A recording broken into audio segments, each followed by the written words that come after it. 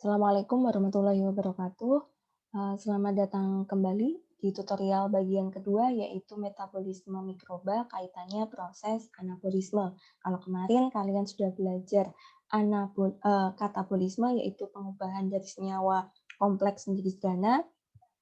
Sekarang kita akan belajar anabolisme, yaitu reaksi dari penyusunan senyawa yang sederhana menjadi kompleks. Pembentukan ya, kalau anabolisme adalah pembentukan, kalau katabolisme adalah penguraian. Di sini ada 5 jenis proses dalam anabolisme. Yang pertama adalah fotosintesis. Fotosintesis dibagi 2, ada nanti di dalamnya tahapannya reaksi terang dan reaksi gelap. Dan yang kedua adalah biosintesis, dibagi menjadi 4, ada karbohidrat, lipid, protein, dan asam nukleat. Oke, kita akan bahas yang pertama. Kaitannya adalah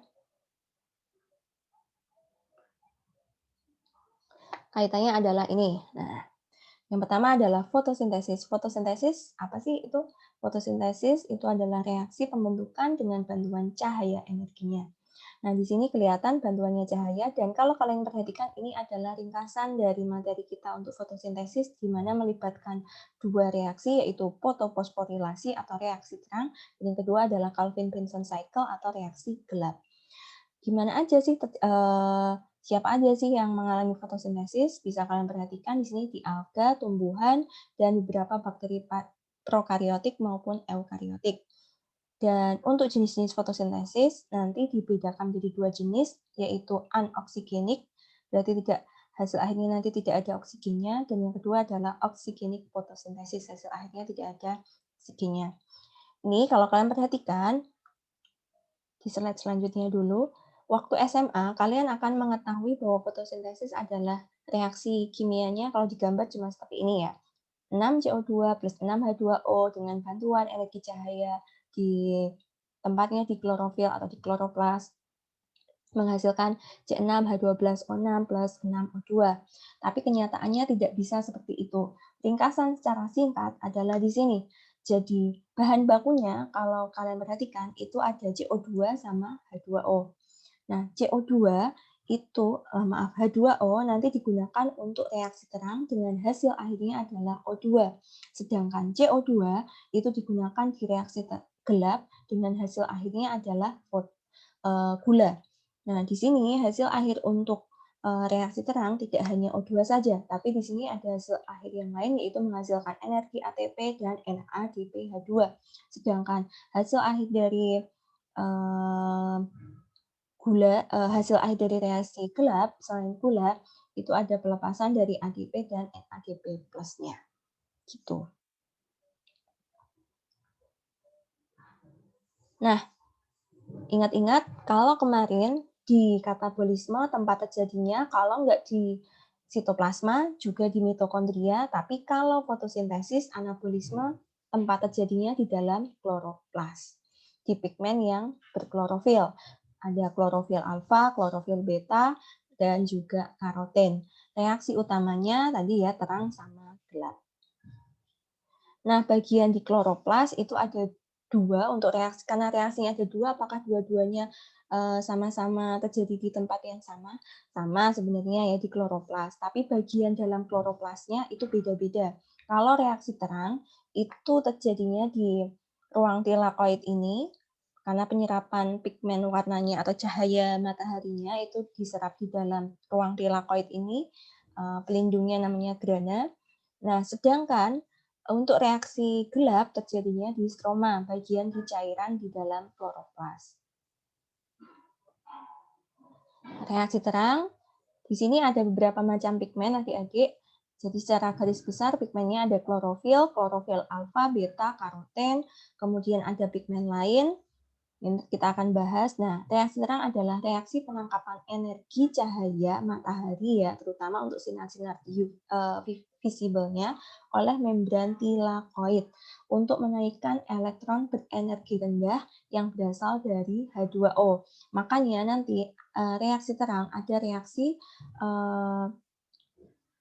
reaksinya itu adalah penguraian istilahnya ya, H2O diubah menjadi 2H+ plus O2. Di sini elektron bergerak dari klorofil alfa menuju RTE menghasilkan ATP. Elektron berenergi ini juga ditangkap oleh NADP+ diubah menjadi NADPH2. Jadi hasil akhirnya selain ada oksigen juga menghasilkan ATP dan NADPH2. Kenapa dihasilkan ATP sama NADPH2? Nantinya digunakan untuk proses tahapan selanjutnya di reaksi gelap. Ini adalah macam-macam pigmen klorofil pada panjang gelombang tertentu dan ada pigmen warna yang lain karena beberapa bakteri yang kaitannya oksigenik fotosintesis itu pigmen warnanya tidak lagi klorofil tapi bisa jadi adalah picoerythrin, pigmen warna yang merah menyerapnya, atau vicocyanin menyerap warna ungu, warna merah biru ya. Nah, bisa kalian perhatikan di sini kalau secara umum ya fotosintesis kan klorofil alfa sama klorofil beta, itu yang klorofil alfa yang biru itu panjang gelombangnya, peak-nya memang banyak ya, bisa menyerap dari yang sini sama sini, tapi range-nya hingga sampai 700 untuk yang alfa, sedangkan beta hingga hampir di atas 650 nanometer. Di reaksi terang itu ada 2 proses lagi. Jadi tahapannya itu kayak bertingkat-tingkat ya. Walaupun fotosintesis itu terdiri dari 2, ternyata di 2 itu masih dibagi lagi. Kalau reaksi terang itu ada 2, yaitu fotosistem 1 dan fotosistem 2. Bedanya apa? Kalau fotosistem 1 itu adalah pada klorofil alfa dengan panjang gelombangnya hingga 700 nanometer, sedangkan fotosistem 2 itu menyerapannya hingga panjang gelombang 680 nanometer. Nah, ini mekanismenya, adik-adik bisa melihat.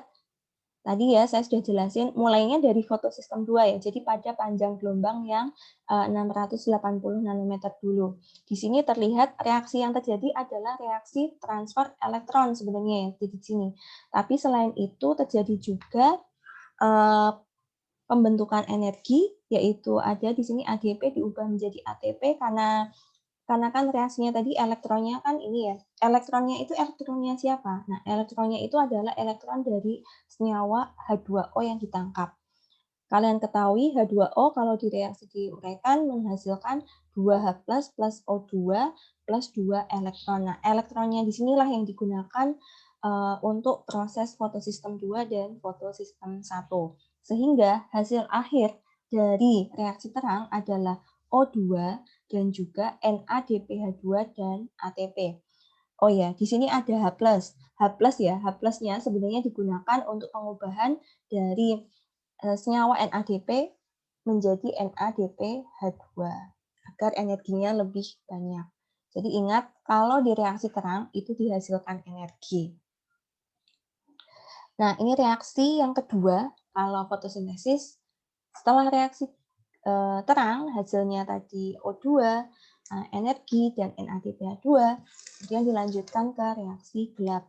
Nama lainnya siklus Calvin-Benson, karena bentuknya adalah siklus. Kalau di reaksi gelap, bahan bakunya itu beda sama yang reaksi terang. Kalau reaksi gelap terjadi di dalam stroma, itu bahan bakunya adalah CO2. Kita fokus di CO2-nya.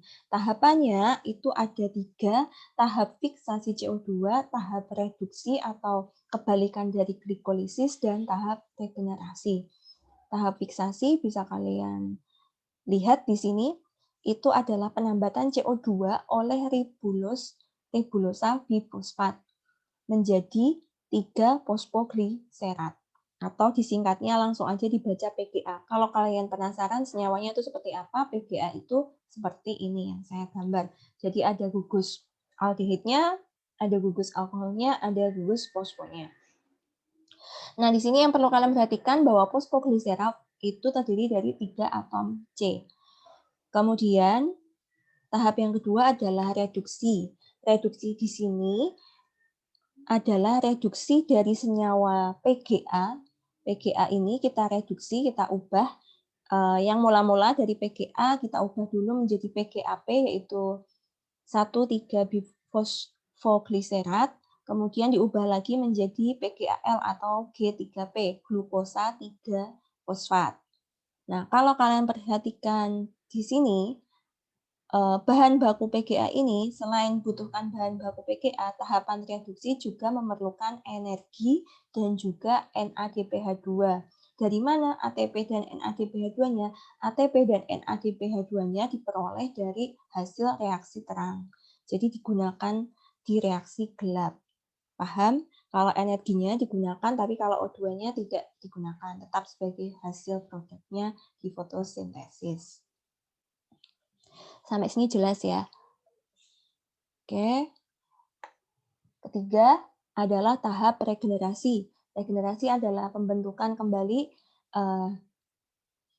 ribulose fosfat. Betul ya, ribulose fosfat. Ya, ribulosa bifosfat. Maaf, ribulosa bifosfat RUBP dari PGAL atau G3P sehingga penambatan CO2 kembali berlangsung. Namanya juga suatu siklus, berarti ada yang diulangi kembali. Di sini yang perlu kalian perhatikan, bahan baku diregenerasi adalah senyawa G3P atau PGAL, kemudian hasil akhirnya adalah ini, RUBP. Bisa dipahamin ya, RUBP hasil akhirnya. Selain itu juga memerlukan 6 ATP. Jadi bahan bakunya selain PGAL juga membutuhkan energi dengan produknya adalah RUBP yang akan digunakan kembali di tahap fiksasi dan juga hasil akhirnya yang lain adalah G3, 2 molekul G3P. Maaf ya, 2 molekul G3P membacanya. Nah, kalau ditanya kapan sih glukosa atau C6H12O6-nya terbentuk, adalah setiap 6 atom karbon yang memasuki siklus Calvin sebagai CO2, 6 atom karbon meninggalkan siklus sebagai 2 molekul PGAL atau G3P digunakan dalam sintesis glukosa atau karbohidrat lainnya. Di sini 2 molekul G3P menghasilkan glukosa atau fruktosa. Kita lihat tadi ya, strukturnya G3P itu apa sih? G3P adalah seperti ini. Kalau kalian perhatikan, ada berapa jumlah atom C di sini? Ada 3. Tuh, 3 atom C dalam molekul G3P. Nah, bagaimana untuk hingga terbentuk glukosa? Glukosa di sini molekul atom karbonnya ada 6. Sehingga perlu 2 molekul G3P untuk diubah menjadi glukosa. Begitu seterusnya. Kalau kalian perhatikan di sini, tahap regenerasi itu bahan bakunya sebenarnya adalah 12 molekul PGAL, di mana 10-nya digunakan diubah menjadi PGA, sedangkan yang sisanya G3P meninggalkan siklus, 2 molekulnya digunakan untuk pembentukan glukosa. Gitu ceritanya.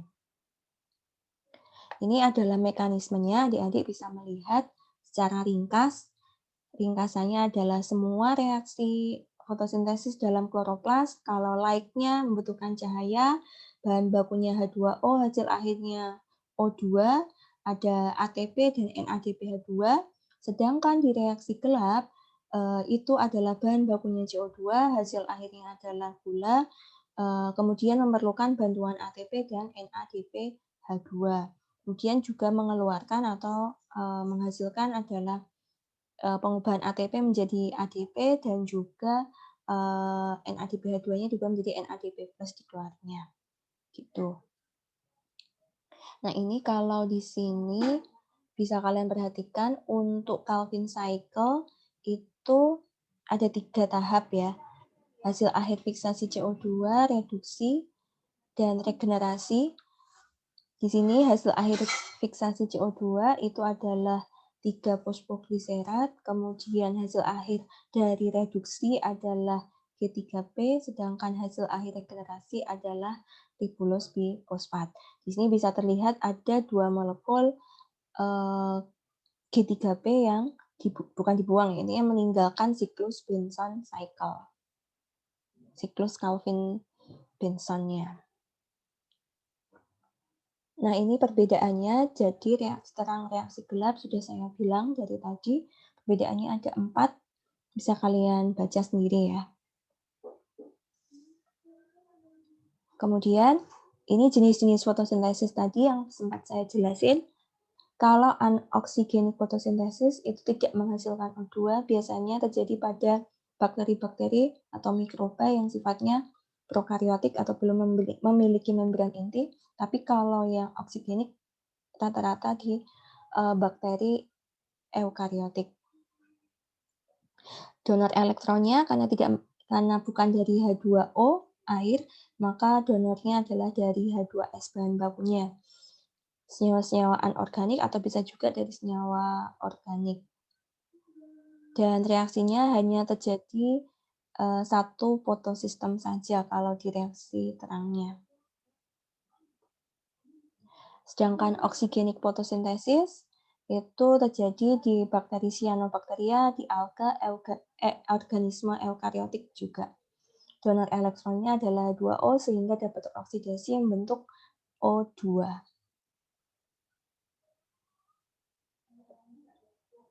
Ini reaksinya. Jadi bisa kalian perhatikan kalau di fotosistem itu diawali dari fotosistem 2 dulu ya, di panjang gelombang yang lebih rendah dulu, kemudian di fotosistem 1 yang lebih tinggi, hingga hasil akhirnya adalah ada ATP dan lain sebagainya tadi. Nah, ini adalah perbedaan fotosintesis eukariotik dan prokariotik. Bisa kalian perhatikan dari donor elektronnya beda. Ada yang dari senyawa-senyawa seperti ini, organik compound, rata-rata tapi senyawanya adalah senyawa anorganik sih. Jarang banget yang senyawanya organik ya. Karena dia kan prokariotik, namanya juga kan organelnya atau komponen-komponen dalam selnya juga sederhana.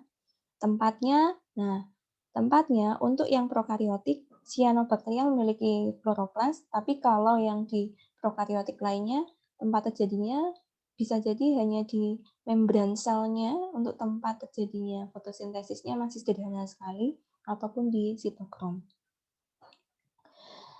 Kemudian, pelibatan proses di fotosistemnya, kalau yang prokariotik rata-rata tidak mengalami fotosistem 2. Dan di sini juga terlihat ya, kalau prokariotik itu rata-ratanya adalah anoxygenic. Terakhir, anabolismenya yang kaitannya dengan biosintesis. Biosintesis ini ada beberapa macam senyawa yang dihasilkan, ada karbohidrat, lipid, protein, dan asam nukleat.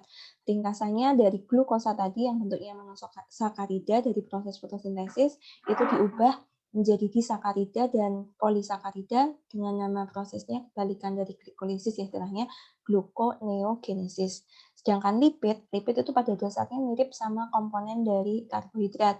Jadi reaksinya itu berasal dari asam-asam lemak dan juga bisa jadi dari gliserol. Asam lemaknya dari reaksi asetil-CoA. Asetil-CoA ingat dari hasil glikolisis diaktifkan menjadi asetil-CoA, ataupun gliserol itu adalah dari serangkaian gluconeogenesis. Jadi lipid sama karbohidrat itu agak berhubungan dengan enzim dan energi sebagai berikut. Kalau yang protein, itu reaksinya juga sangat kompleks. Saya tidak akan ngajari yang jelimet. Yang terpenting adalah kalian tahu bahannya apa, bahan bakunya apa, hasil akhirnya apa. Kalau protein dan asam nukleat ini agak berhubungan ya. Seperti itu, karena ada melibatkan gugus aminonya, ingat ya. Senyawanya kan ada aminonya di situ. Asam nukleat kan menghasilkan ini ya, di ribonukleat asid, ada ribonukleat asid. Nah, ini ringkasan untuk yang biosintesis. Semua reaksi biosintesis, baik biosintesis protein, lemak, maupun karbohidrat, itu membutuhkan energi.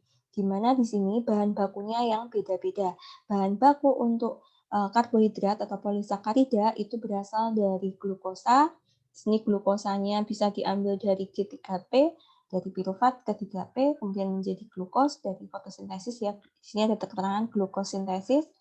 Kemudian untuk fat sendiri, lemak, itu bahan bakunya ada 2. Yang pertama dari asetil-CoA diubah menjadi asam lemak, dan yang satu lagi dari G3P bisa diubah menjadi gliserol sehingga menghasilkan lemak dengan berbagai macam reaksi ya, jadi lemak.